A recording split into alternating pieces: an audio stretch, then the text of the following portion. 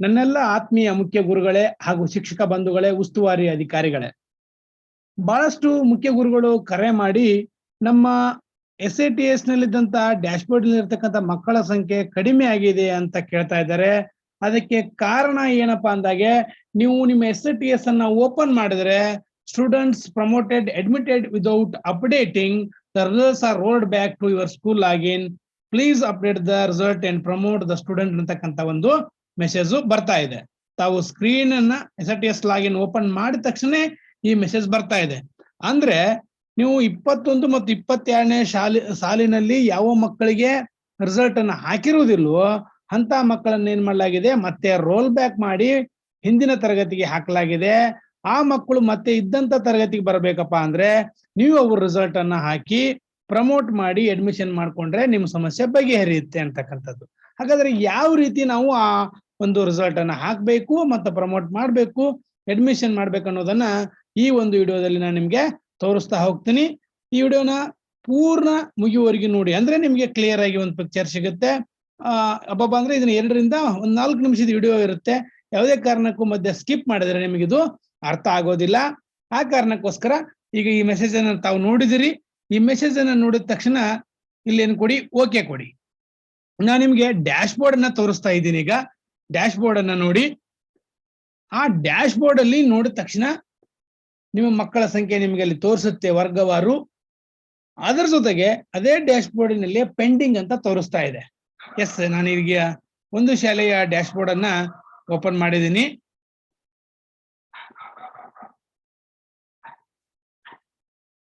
S, dash ಬೋರ್ಡಿನಲ್ಲಿ ನೋಡಿ, ಇಲ್ಲಿ 9ನೇ ತರಗತಿಯ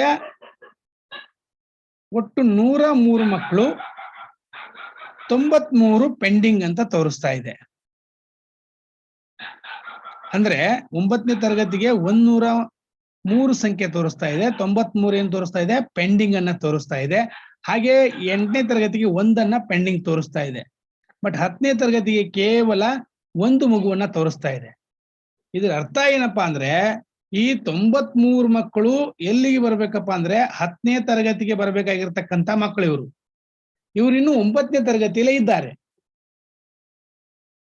ಇಷ್ಟು ದಿನ ಸರ್ ನಾವು ರಿಸಲ್ಟ್ ಹಾಕಿದೀವಿ, ಇಷ್ಟು ದಿನ ನಾವು ಅವ್ರಿಗೆ MDM ಹಾಕಿದೀವಿ, ಹಾಗೆ ಅಟೆಂಡೆನ್ಸ್ ಅನ್ನ ಹಾಕಿದೀವಿ ಅಂತ ಕೆಲ ಮುಖ್ಯ ಗುರುಗಳು ಹೇಳ್ತಾ ಇದ್ದೀರಿ. ಎಸ್, ಇಲ್ಲಿವರೆಗೆ ನೀವು ಹಾಕಿದ್ರು ಕೂಡ ಮತ್ತೆ ಸಾಫ್ಟ್ವೇರ್ ನಲ್ಲಿ ಅಪ್ಡೇಟ್ ಮಾಡಿ ಏನ್ ಮಾಡಲಾಗಿದೆಪ್ಪ ಅಂದ್ರೆ ಮತ್ತೆ ಆ ವಿದ್ಯಾರ್ಥಿಗಳನ್ನ ರೋಲ್ ಬ್ಯಾಕ್ ಮಾಡಲಾಗಿದೆ, ಹಿಂದಿನ ತರಗತಿಗೆ ಹಾಕಲಾಗಿದೆ. ಅಂತ ವಿದ್ಯಾರ್ಥಿಗಳನ್ನ ನಾವೀಗ ಯಾವ ರೀತಿ ಸರಿಪಡಿಸೋದನ್ನ ನೋಡ್ತಾ ಬರೋಣಂತೆ. ಎಸ್, ತಾವೆಲ್ಲ ಗಮನಿಸಿದ್ರಿ ಯಾವ ರೀತಿಯಾಗಿರ್ತಕ್ಕಂಥ ಒಂದು ಡ್ಯಾಶ್ ಬೋರ್ಡ್ ನಲ್ಲಿ 93 ವಿದ್ಯಾರ್ಥಿಗಳನ್ನ ನೋಡಿದಿರಿ. ಹಾಗಾದ್ರೆ ಇದನ್ನು ಸರಿಪಡಿಸಲಿಕ್ಕೆ ನಾವು ಮೊದಲು ಎಲ್ಲಿಗೆ ಹೋಗೋಣ, CCA result, student management 1 to 10th ಹೋಗಿ ಅಲ್ಲಿಂದ CCA ರಿಸಲ್ಟ್ ಹೋಗಿ ಅಲ್ಲಿಂದ ಜನರೇಟ್ ರಿಸಲ್ಟ್ ಬಾರ್ ಮೇಲೆ ಕ್ಲಿಕ್ ಮಾಡಿ.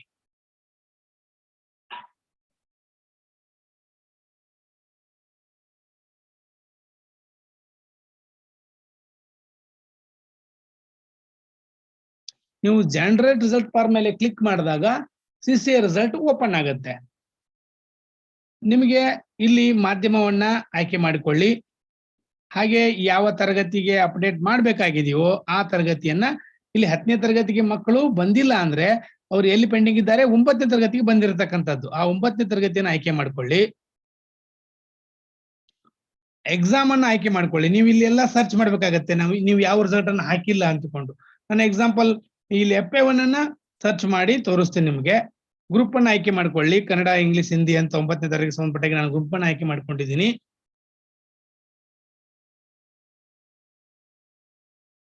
ಎಸ್, ಈಗ ನೋಡಿ,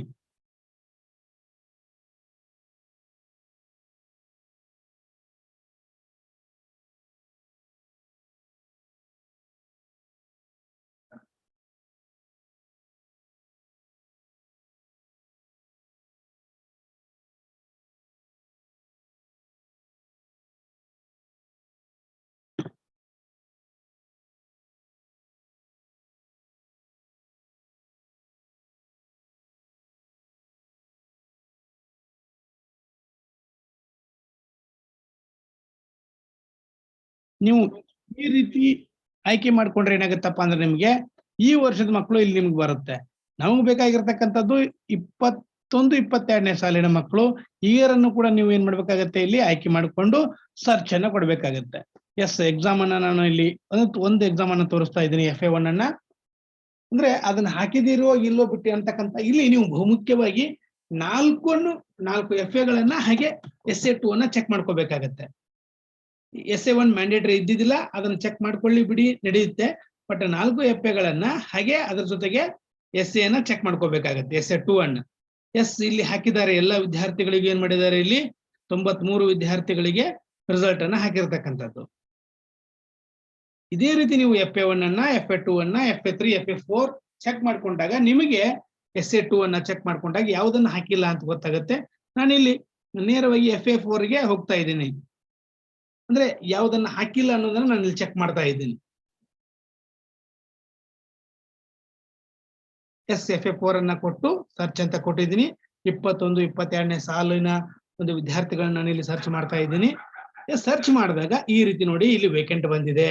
ಅಂದ್ರೆ ಇವ್ರು ಏನ್ ಮಾಡಿಲ್ಲ, ಈ FA4 ಅನ್ನ ಹಾಕಿಲ್ಲ. ಹೀಗಾಗಿ ಈ ವಿದ್ಯಾರ್ಥಿಗಳನ್ನ ಏನ್ ಮಾಡಲಾಗಿದೆ, ರೋಲ್ ಬ್ಯಾಕ್ ಮಾಡಲಾಗಿದೆ ಅಂತಕ್ಕಂಥದ್ದು. ಈ ವಿದ್ಯಾರ್ಥಿಗಳಿಗೆ ನಾವೇನ್ ಮಾಡೋಣ, ಈಗ ರಿಸಲ್ಟ್ ಹಾಕ್ತಾ ಬರೋಣ. ಈ ವಿದ್ಯಾರ್ಥಿಗಳಿಗೆ ನಾವು ರಿಸಲ್ಟ್ ಹಾಕ್ತಾ ಬಂದಾಗ ನಮಗೇನಾಗುತ್ತೆ, ಆ ವಿದ್ಯಾರ್ಥಿಗಳ ನಾನಿಲ್ಲಿ ಆ ವಿದ್ಯಾರ್ಥಿಗಳ ರಿಸಲ್ಟ್ ಅನ್ನ ನೋಡ್ಬಿಟ್ಟು ನಾನು ರಿಸಲ್ಟ್ ಅನ್ನ ಹಾಕ್ತಾ ಇದ್ದೀನಿ ಮತ್ತೊಂದ್ ಸಾರಿ. ಈ ರೀತಿ ನೀವು ಆ ವಿದ್ಯಾರ್ಥಿಗಳ ರಿಸಲ್ಟ್ ಅನ್ನ ಏನ್ ಮಾಡ್ತಾ ಹೋಗಿ, ಅಪ್ಡೇಟ್ ಮಾಡ್ತಾ ಹೋಗಿ. ಈ ರೀತಿ ಎಲ್ಲ ವಿದ್ಯಾರ್ಥಿಗಳಿಗೂ ಫಲಿತಾಂಶವನ್ನ ಹಾಕಿದ ನಂತರ ನೋಡಿ, ಎಲ್ಲ 93 ವಿದ್ಯಾರ್ಥಿಗಳಿಗೆ ಫಲಿತಾಂಶವನ್ನ ಹಾಕಿದ್ದೀವಿ. ಫಲಿತಾಂಶವನ್ನ ಹಾಕಿದ ನಂತರ ಏನ್ ಮಾಡಿ, ಸಬ್ಮಿಟ್ ಕೊಡಿ. ಎಸ್, ನೋಡಿ ನಾವು ಯಾವುದೋ ಒಂದನ್ನ ಬಿಟ್ಟಿದೀವಿ, ಅದಕ್ಕೆ ಅದು please full of result for following child's ಅಂತ ಹೇಳ್ತಾ ಇದೆ. ಕೆಲವೊಂದು ವಿದ್ಯಾರ್ಥಿಗಳ ಮಾಹಿತಿಯನ್ನ ನಾವು ಬಿಟ್ಟಿದ್ದಕ್ಕೆ ಅದೇನ್ ಮಾಡ್ತಾ ಇದೆ, ಇಲ್ಲಿ ಆ 2 ವಿದ್ಯಾರ್ಥಿಗಳ 1-2 ಸಬ್ಜೆಕ್ಟ್ಗಳನ್ನ ನಾವೇನ್ ಮಾಡಿದೀವಿ, ಇದ್ದೀವಿ. ಅದು ಏನ್ ಹೇಳ್ತಾ ಇದೆ, ತುಂಬಿ ಅಂತ ನಮಗೆ ಹೇಳ್ತಾ ಇದೆ ಅಂತಕ್ಕಂಥದ್ದು. ಅದನ್ನ ನಾವು ಇಲ್ಲಿ ಸರಿಯಾಗಿ ನೋಡ್ಕೊಂಡು ಮತ್ತೊಂದ್ ಸಾರಿ ಆ ಒಂದು ರಿಸಲ್ಟ್ ಅನ್ನ ತುಂಬಬೇಕಾಗಿರ್ತಕ್ಕಂಥದ್ದು. ಎಸ್, ಸರ್ಚ್ ಮಾಡ್ತಾ ಇದ್ದೀವಿ ಯಾವುದನ್ನ ಬಿಟ್ಟಿದೀವಿ ಅಂತ.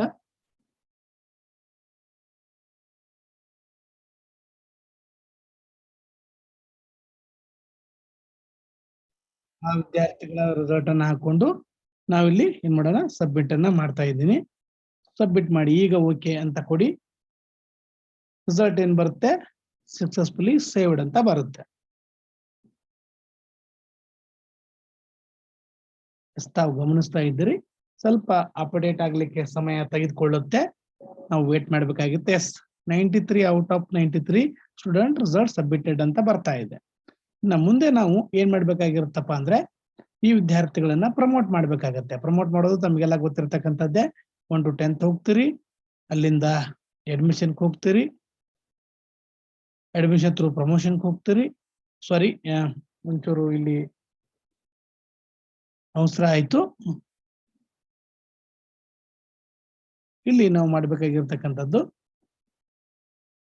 1 to 10th ಹೋಗೋಣ.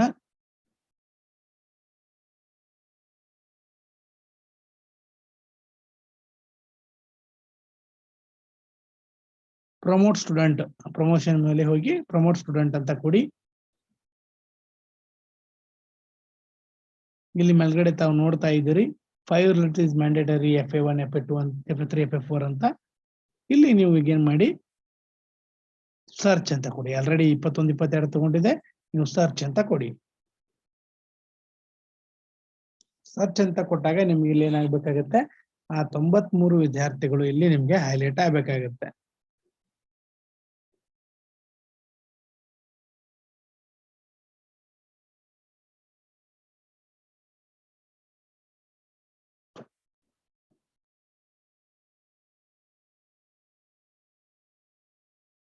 ಎಸ್, ಸರ್ವರ್ ಸ್ಲೋ ಇರುತ್ತೆ.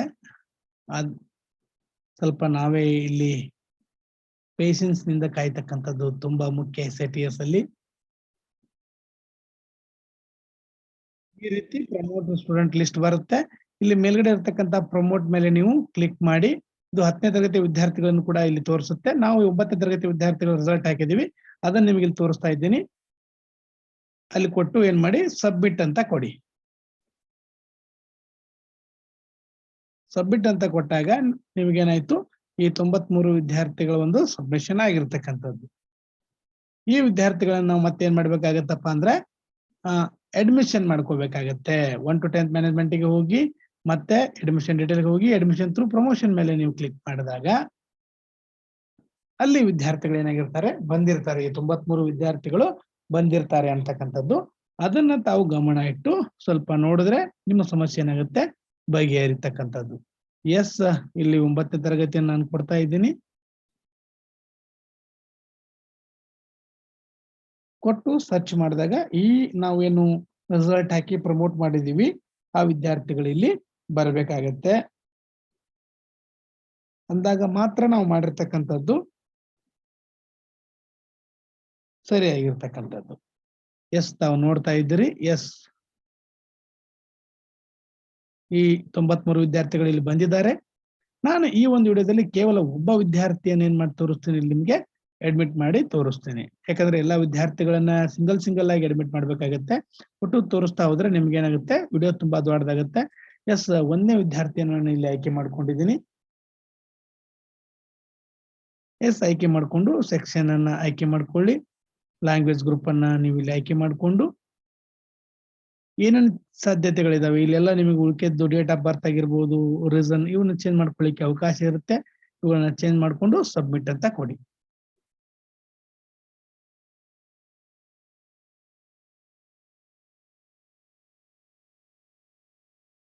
S, Abhilash Mahesh Poojari is enrolled to successful enrolment number is ಅಂತ ಬಂದಿರತಕ್ಕಂಥದ್ದು. ಈ ರೀತಿಯಾಗಿ ನೀವು ಪ್ರತಿಯೊಬ್ಬ ವಿದ್ಯಾರ್ಥಿಗಳನ್ನ ಏನ್ ಮಾಡ್ಬೇಕಾಗತ್ತೆ, ಅಡ್ಮಿಷನ್ ಮಾಡ್ತಾ ಹೋಗ್ಬೇಕಾಗತ್ತೆ. ಈ ರೀತಿ 93 ವಿದ್ಯಾರ್ಥಿಗಳನ್ನ ನೀವು ಅಡ್ಮಿಷನ್. ಈಗ ನಾವು ಡ್ಯಾಶ್ ಬೋರ್ಡ್ ಅನ್ನು ಮತ್ತೊಂದ್ ಸಾರಿ ನೋಡ್ತಾ ಬರೋಣಂತೆ. ನಿಮಗೆ ಗೊತ್ತಾಗುತ್ತೆ ಆವಾಗ ನಾವು ಡ್ಯಾಶ್ ಬೋರ್ಡ್ ನಲ್ಲಿ ಯಾವ ರೀತಿ ಮತ್ತೆ ರಿಫ್ಲೆಕ್ಟ್ ಆಗುತ್ತೆ ಅಂತಕ್ಕಂಥದ್ದು. ನಾನು ಸ್ಟಾರ್ಟಿಂಗ್ ತೋರಿಸಿರ್ತಕ್ಕಂಥ ಡ್ಯಾಶ್ ಬೋರ್ಡಿಗೂ ಈಗಿರತಕ್ಕಂಥ ಡ್ಯಾಶ್ ಬೋರ್ಡಿಗೂ ನಾನು ಕೇವಲ ಒಂದು ವಿದ್ಯಾರ್ಥಿನ ಮಾತ್ರ ಏನ್ ಮಾಡಿದ್ದೀನಿ, ಅಡ್ಮಿಟ್ ಮಾಡಿದ್ದೀನಿ. ನೋಡಿ, ಇಲ್ಲಿ 10ನೇ ತರಗತಿಗೆ ಏನಾಗಿದೆ, ಒಂದು ಮಗು ಇಲ್ಲಿ ಬಂದಿರತಕ್ಕಂಥದ್ದು. ಓಕೆ, ಈ ಒಂದು ಹೈಲೈಟ್ ಯಾವಾಗ ಆಗತ್ತಪ್ಪ ಅಂದ್ರೆ ಇದು ನಾಳೆ ದಿನಕ್ಕೆ ಡ್ಯಾಶ್ ಬೋರ್ಡ್ ಹೈಲೈಟ್ ಆಗುತ್ತೆ. ಅದನ್ನ ನೀವು ಚೆಕ್ ಮಾಡ್ಕೋಬೇಕಾದ್ರೆ ಮತ್ತೊಂದ್ ಸಾರಿ ಏನ್ ಮಾಡಿ, CCA ರಿಸಲ್ಟ್ ಗೆ ಬನ್ನಿ.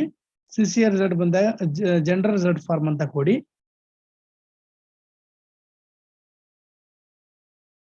ಕೊಟ್ಟಾಗ ನಿಮ್ಗೆ ಅಲ್ಲಿ ರಿಸಲ್ಟ್ ಫಾರ್ಮ್ ಜನರೇಟ್ ಆಗುತ್ತೆ. ಅವಾಗ ನೀವು ಕ್ಲಾಸ್ ಅನ್ನ ಆಯ್ಕೆ ಮಾಡಿಕೊಂಡು ಆ ವಿದ್ಯಾರ್ಥಿಗಳನ್ನು ಕೂಡ ಬಂದಿದೆ ಇಲ್ಲ ಅಂತ ಪರೀಕ್ಷೆ ಮಾಡ್ಕೋಬಹುದು. ಯಾಕಂದ್ರೆ ಡ್ಯಾಶ್ ಬೋರ್ಡ್ ನಿಮ್ಗೆ ಇವತ್ತೇ ಹೈಲೈಟ್ ಆಗೋದಿಲ್ಲ. ಇವತ್ತು ಮಾಡಿದ ನಂತರ ಅಂದ್ರೆ ನಾಳೆ 24 ಗಂಟೆ ನಂತರ ಏನಾಗುತ್ತೆ, ಅದು ಡ್ಯಾಶ್ ಬೋರ್ಡ್ ಅಲ್ಲಿ ತೋರಿಸುತ್ತೆ. ಅದಕ್ಕೆ ನಾನು ನಿಮ್ಗೆ ಇಲ್ಲಿ ಏನ್ ಮಾಡ್ತಾ ಇದ್ದೀನಿ, 10ನೇ ತರಗತಿಯನ್ನು ಆಯ್ಕೆ ಮಾಡ್ಕೋತಾ ಇದ್ದೀನಿ, ಮೀಡಿಯಂ ಅನ್ನು ಆಯ್ಕೆ ಮಾಡ್ಕೋತಾ ಇದ್ದೀನಿ, ಎಸ್ ಪೇ 1 ಅನ್ನು ಆಯ್ಕೆ ಮಾಡ್ಕೋತಾ ಇದ್ದೀನಿ, ಗ್ರೂಪ್ ಅನ್ನು ಆಯ್ಕೆ ಮಾಡ್ಕೋತಾ ಇದ್ದೀನಿ, ಸರ್ಚ್ ಕೊಡ್ತಾ ಇದ್ದೀನಿ. ನಿಮ್ಗೆ ತೋರ್ಸಕ್ಕೋಸ್ಕರ ಇದನ್ನ ಮಾಡ್ತಾ ಇದ್ದೀನಿ ಅಷ್ಟೇ. ನಿಮ್ಗೆ ಡ್ಯಾಶ್ ಬೋರ್ಡ್ ಅಲ್ಲಿ ನೋಡ್ಬೇಕಂದ್ರೆ ಈ ಕೆಲಸ ಮಾಡಿದ ನಂತರ ನಾವು 24 ಅವರ್ಸ್ ಕಾಯ್ಬೇಕಾಗತ್ತೆ. ಅವಾಗ ಡ್ಯಾಶ್ ಬೋರ್ಡ್ ಅಲ್ಲಿ ಬರ್ತಕ್ಕಂಥದ್ದು. ಎಸ್, ಇಲ್ಲಿ ನೋಡಿ, ಒಬ್ಬ ವಿದ್ಯಾರ್ಥಿ, ನಾನು ಏನು ಆಕಾಶ್ ಜಾಧವ್ ಅಂತ ಮಾಡಿದೀನಿ, ಆ ವಿದ್ಯಾರ್ಥಿ ಇಲ್ಲಿ ಬಂದಿರತಕ್ಕಂಥದ್ದು. ಇನ್ನೊಬ್ಬ ವಿದ್ಯಾರ್ಥಿಯನ್ನು ತೋರಿಸ್ತಾ ಇದೆ, ಬಟ್ ಅದು ಏನಾಗಿಲ್ಲ, ಸರಿಯಾಗಿರ್ತಕ್ಕಂಥ ಲ್ಯಾಂಗ್ವೇಜ್ ಅಸೈನ್ ಆಗಿಲ್ಲ. ಅದನ್ನ ಆಮೇಲೆ ಯಾವ ರೀತಿ ಮಾಡೋದನ್ನ ನಾನು ನಿಮ್ಗೆ ತೋರಿಸ್ತೇನೆ. ಈ ರೀತಿಯಾಗಿ ಏನ್ ಮಾಡ್ಬೋದು, ನಾವು ವಿದ್ಯಾರ್ಥಿಗಳನ್ನ ಆ ಪೆಂಡಿಂಗ್ ಇರ್ತಕ್ಕಂಥ ವಿದ್ಯಾರ್ಥಿಗಳ ಸಮಸ್ಯೆಯನ್ನ ಬಗೆಹರಿಸ್ಕೋಬಹುದು ಅಂತ ಹೇಳ್ತಾ, ಮುಂದೆ ನಾನು ಒಂದು ಬಹುಮುಖ್ಯವಾಗಿರ್ತಕ್ಕಂಥ ವಿಡಿಯೋವನ್ನ ಮಾಡ್ತಾ ಇದ್ದೀನಿ. ಯಾರು SATS ಕಲಿಬೇಕಂತ ಇದ್ರೆ ಆಲ್ರೆಡಿ ಪಾರ್ಟ್ 1 ಮಾಡಿದ್ದೀನಿ, ಪಾರ್ಟ್ 2 ಮಾಡ್ತಾ ಇದ್ದೀನಿ. ಆದಷ್ಟು ಬೇಗನೆ ಆ ವಿಡಿಯೋನ ಅಪ್ಲೋಡ್ ಮಾಡ್ತೀನಿ. ಅವುಗಳನ್ನ ನೋಡಿ ನಮ್ಮನ್ನ ಪ್ರೋತ್ಸಾಹಿಸಿ ಅಂತ ಹೇಳ್ತಾ, ವಿಡಿಯೋನ ನೋಡಿದ್ದಕ್ಕೆ ತಮಗೆಲ್ಲರಿಗೂ ತುಂಬ ಹೃದಯದ ಧನ್ಯವಾದಗಳು. Thank you for watching.